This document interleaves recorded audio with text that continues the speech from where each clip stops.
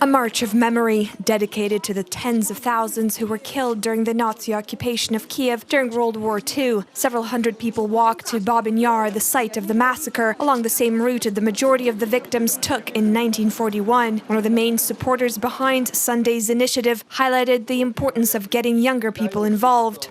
Many of young Ukrainian people understand, especially after Revolution of Dignity, understand this importance of dialogue, importance of support, intergeneration understanding. And many of them come here today because they understand importance of this memory. Many at the March of Memory carried stones, a symbolic object of remembrance.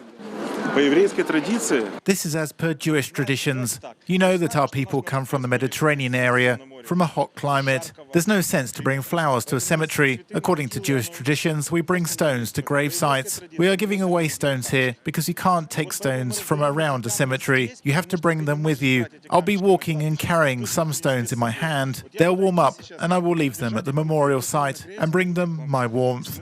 It's the fourth year that the march is being held. The main aim, the organizers say, is to remind young people about the value of each person's life.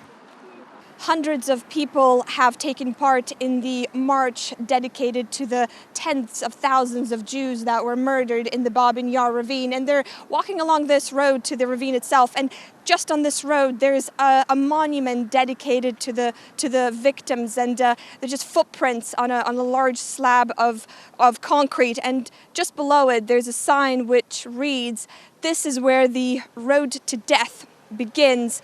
On the 29th of September 1941, the Nazi occupiers forced Jews to their death in Babyn Yar.